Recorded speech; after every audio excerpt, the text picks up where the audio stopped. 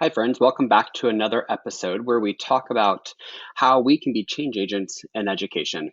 I don't know about you, but we're day 49, I believe, in the self quarantine with COVID-19 right now.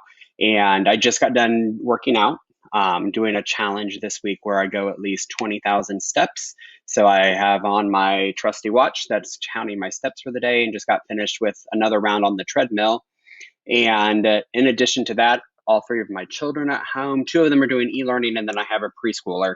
So in between trying to stay healthy, in between helping my kids with remote learning, my wife's a high school administrator, so she's working from home. I'm working from home, so I'm in WebEx and Zoom meetings, trying to be productive. Meanwhile, helping with a Lego piece, or helping my daughter with one of her dolls, or helping my son with high school algebra.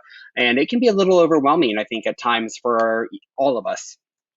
And so, one of the articles that I wrote that I wanted to share with you today is really around how do we become the homeschool teacher? And what does that look like for our families and for ourselves, even as educators who may have young children at home? And so, what we know is even in a regular school day, that children thrive on a schedule. In fact, we all thrive on having that schedule. So, how do we put a schedule in place for our family at home? Sit down together and have that conversation with the children, with other members who live in your household, and determine what do we need to do to create a schedule that everybody can agree to and live on. And be sure that everybody knows that schedule can be revised, can be adjusted based on the given circumstances for the day. But having a schedule allows us to have a predictability in our life. And I think what may feel like a little bit like a Groundhog's Day experience where we're going the same day over and over again, having the opportunity for a schedule can create um, that structure that we need, while knowing that we can always go back and adjust if we need to.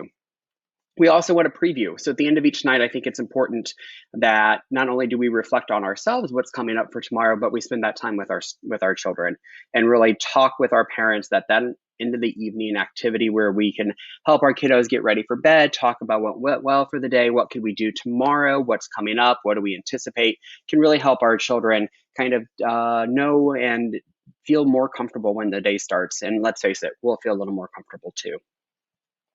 We need to make sure that we're communicating with our children's teachers. And if you're an administrator or you're a teacher listening to this specific episode, how are you communicating with your parents? And so we want to have that regular communication, regardless if it's through a remote learning environment where I'm calling, or a remote learning environment where I'm using a learning management system.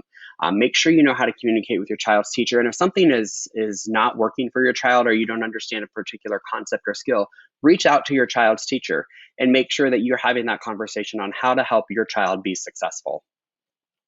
I think, and I was not really great at this tonight with my middle son, and we had a nice conversation afterward. But we need to offer grace. This is something that we all struggle with, in terms of it's stressful. We're in a circumstance we've never been in before. There's lots of demands on us as educators, as parents, lots of demands on our students that they're having to learn in this environment. And it's not going to go perfect. And if we lose our temper or we lose our cool, let's acknowledge it. Let's give grace when we need to.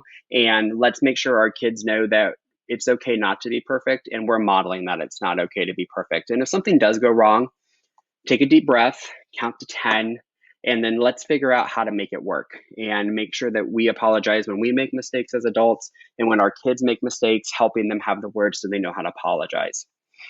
And then finally, remember, we're all in this together. I think, toward the beginning of this, I heard from, I don't know if it was a friend or my wife, or maybe they were having the conversation and I was just kind of overhearing it. But we're all in the same storm, but we're all in different boats. So COVID-19 is affecting all of us, but it's affecting us in different ways. And even though it may be affecting us differently, we're still having this shared experience. So reach out to one another, help one another, have conversations with your kids, let them know that it's going to be okay. And, we'll weather whatever storm this is, and know that we're all here working together to make the world a better place. And your parents and your teachers and your educators, and we're all doing this in the betterment of our children. So if you'd like to learn more about this, go to leadered.com and click on Leader Ed Connect. Thanks, my friends.